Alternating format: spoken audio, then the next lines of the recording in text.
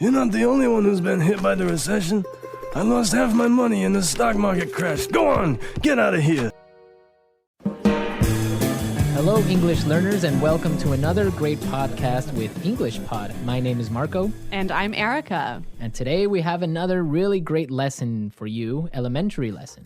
That's right, and it's another lesson about money. We have no money here at English Pod. We are in debt here. In debt. Yes. Okay, In debt. in debt.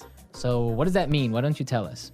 If I owe you money, I'm in debt. In debt. In Yes. fact, I think I am in debt to you. You owe me $2.50 for a Coke Zero today. That's true. All right. Okay, so let's get started. Let's take a look at our vocabulary preview. Vocabulary preview. We have two words today in our vocabulary preview, and the first one is recession. Recession. Recession. Recession. So, recession. Everyone's talking about it right now, and what does it mean? I don't know. That's your job. I don't know. I really don't know. Why don't you tell me, Erica? Because this isn't my topic for today. Okay. Recession is a period of time when the economy of a country is doing badly. In a recession, the country is making less money. That's true. So maybe we can give a few examples of things that happen in a recession to show the meaning of this a little bit better. Right? So, for example, in a recession, many people lose their jobs. Because companies might close or go bankrupt. Exactly. And also, people start spending less money. That's true. And the stock prices of companies fall pretty Begin to fall. Yeah, they fall a lot, hey? Yeah. And that's what's going on now in the United States. Very true. Okay, so let's take a look at our second word, and it has to do with recession. It's broke. Broke. Broke. I'm broke. Broke, it means that you have no money. You're broke. I'm broke. Right, so these are our two words for vocabulary preview today, and you're going to hear them in the dialogue. This dialogue is about a man who is in debt. He's broke. Let's find out what happens.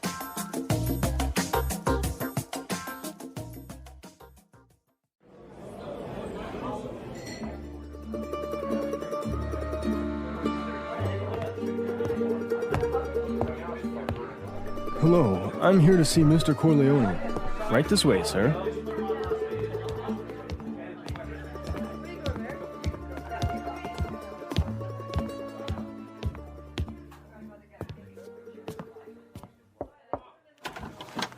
Johnny, what can I do for you? Mr. Corleone, I'm really sorry to trouble you, but I need your help. Anything for you, Johnny. Your father was like a brother to me. Well, sir, you see, this recession has hit me pretty hard. I lost my job and I'm in a lot of debt. I see. Yeah, you know, I've got credit card bills, car payments, I've got to pay my mortgage. And on top of all that, I have to pay my son's college tuition. So you're asking for a loan? Well, I just thought maybe you could help me out. What? At a time like this? I'm broke too, you know. You're not the only one who's been hit by the recession. I lost half my money and the stock market crashed. Go on, get out of here.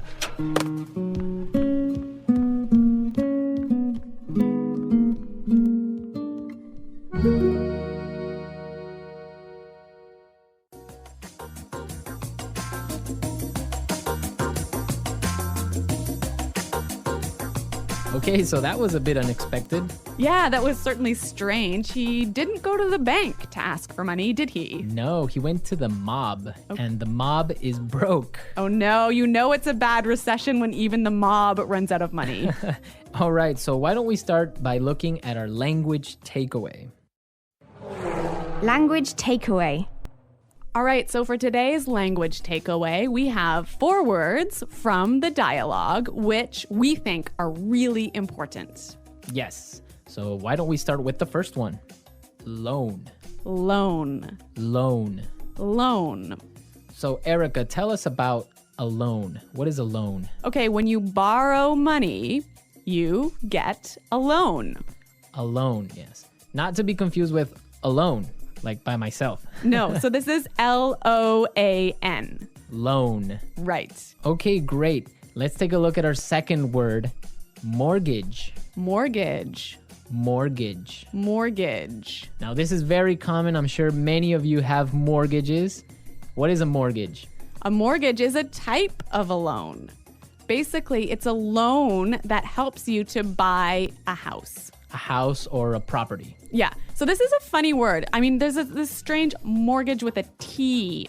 Yeah, it has a T in it, but you don't pronounce it. You say mortgage. Mortgage. So not mortgage. Not mortgage. Mortgage. Mortgage. Yeah. I had trouble spelling that one for this lesson, so I learned it well now. Okay. Let's move to our third word today. Hit me pretty hard. Hit me pretty hard. Hit me pretty hard. Hit me pretty hard. I think we have some examples that will help us understand this phrase. Example 1. My divorce hit me pretty hard. I'm so depressed. Example 2. This cold has hit me pretty hard. I've been in bed for a week. Example 3. The news of Fluffy's death hit me pretty hard. I've been crying for days. Okay, so that's a lot clearer. Yeah. Great. Why don't we take a look at our last word for language takeaway? Tuition. Tuition. Tuition. Tuition. So this is the money you have to pay to your school so that you can study there. Right. Usually it's in college, right? Or university. Yeah, but sometimes in some countries you have to pay tuition for public school. Okay, great. So it's time to listen to our dialogue again, and it's going to be slower so we can listen to all the words that we just talked about.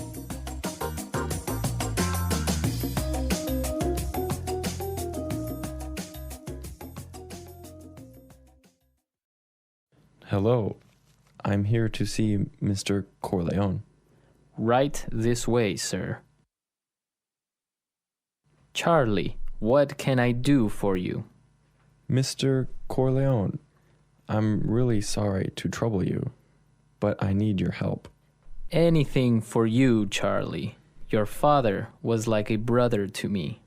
Well, sir, you see, this recession has hit me pretty hard. I lost my job, and I'm in a lot of debt. I see. Yeah, you know, I've got credit card bills, car payments. I've got to pay my mortgage, and on top of all that, I have to pay my son's college tuition. So you're asking for a loan? Well, I just thought maybe you could help me out. What? At a time like this? I'm broke too, you know. You're not the only one who has been hit by the recession. I lost half my money in the stock market crash. Go on, get out of here.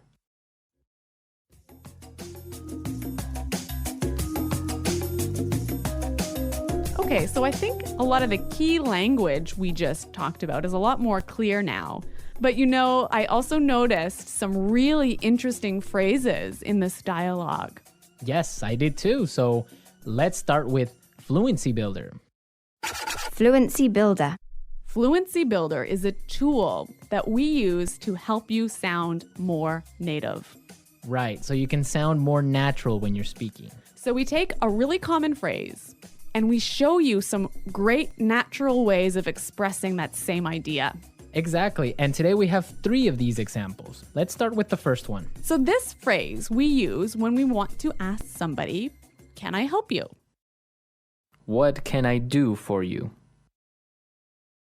What can I do for you? Yeah, that sounds really, really polite and really natural. Right, so instead of saying, can I help you, or, I don't know, what do you need? We can just say, what can I do for you? Exactly. Great. So let's move to our second phrase. This phrase we use when we need something, when we want to say, "I'm sorry to bother you." Or, I'm sorry to interrupt. Okay, let's listen. I'm really sorry to trouble you. I'm really sorry to trouble you. I'm sorry to trouble you. This phrase might be a little bit more difficult to understand how it's used, but we've got some examples. Yes, so let's listen. Example 1. Can I trouble you for a moment? I just need you to sign this form for me. Example 2. I'm sorry to trouble you, but may I go home early today? Example 3. Can I trouble you for a pen? Mine is not working anymore. Okay, so now let's take a look at our last phrase for Fluency Builder. On top of all that. On top of all that. On top of all that. This is a really useful phrase. Marco, how would you use it? Well, for example, today I lost my job, Oh no. my car got stolen, Oh my God. and on top of all that, my girlfriend broke up with me. That was a terrible day. It was. But don't worry, you can use this phrase also in a positive way. That's true. You could say, so today was a really great day. It was my birthday and all my friends came to visit me, and on top of all that, I got a million presents.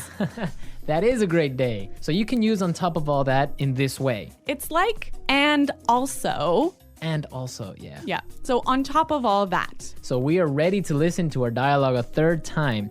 We can hear all the words that we just talked about and all the phrases, and you'll definitely be able to understand a lot better now.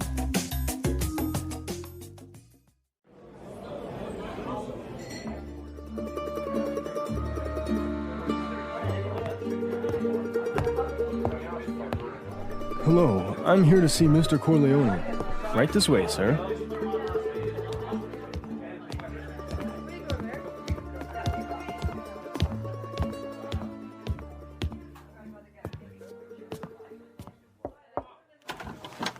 Johnny, what can I do for you? Mr. Corleone, I'm really sorry to trouble you, but I need your help. Anything for you, Johnny. Your father was like a brother to me. Well, sir, you see, this recession has hit me pretty hard. I lost my job and I'm in a lot of debt. I see. Yeah, you know, I've got credit card bills, car payments, I've got to pay my mortgage, and on top of all that, I have to pay my son's college tuition. So you're asking for a loan? Well, I just thought maybe you could help me out. What? At a time like this? I'm broke too, you know. You're not the only one who's been hit by the recession. I lost half my money and the stock market crashed. Go on, get out of here.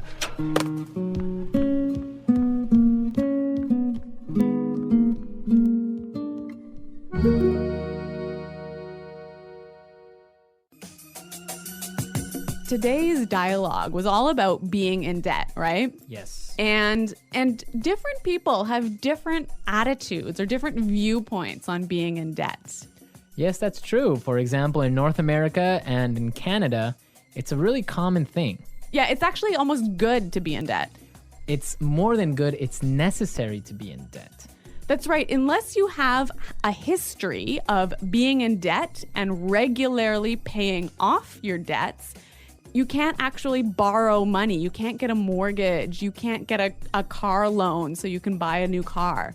Right, that's called a credit history. So you must have a good credit history in order to be able to, like you say, buy a car or buy a house. Yeah, and you know, the funny thing is, when I was in university, maybe I was 18 years old, the first thing that happened at university was, you know, banks came to our university and started offering you credit cards. So you can get a credit card when you're 18, no problem. And not only do they offer you credit cards, they give you like free gifts if you sign up for a credit card. I know, they really want you to have a credit card. Of course, they want you to spend more money. That's the trick. Yeah, but you know what? It's totally different. In Europe, for example, I used to live in Switzerland, and they're really careful with debt. Like, it's a bad thing to be in debt. Well, yeah, I mean, it's bad to be in debt, definitely. For example, if I want to have a credit card in Switzerland, And let's say I want to have a limit of 500 francs that I can spend every month. I need to put in my bank account 700 francs before I can even spend that credit card money. So it's totally opposite from North America. Well, yeah, I mean, in North America, it's crazy the way that people are in debt, and it's showing now with the recession, right? Yeah, that's true. So everyone, be sure to handle your money carefully. Don't be in debt unless you really, really have to. Good financial advice from English Pod. English Pod Financial Advising Service. Okay, everyone, thanks for listening. Now remember, if you have any questions or comments, please visit our website at englishpod.com. Right, Erica and I are always there to answer all the questions, and we really like to receive comments and suggestions from all our users, so be sure to go and leave us your comments. Okay, Marco, it's been fun. Yes, it has, but sadly we have to go now, so until next time, it's Goodbye. bye.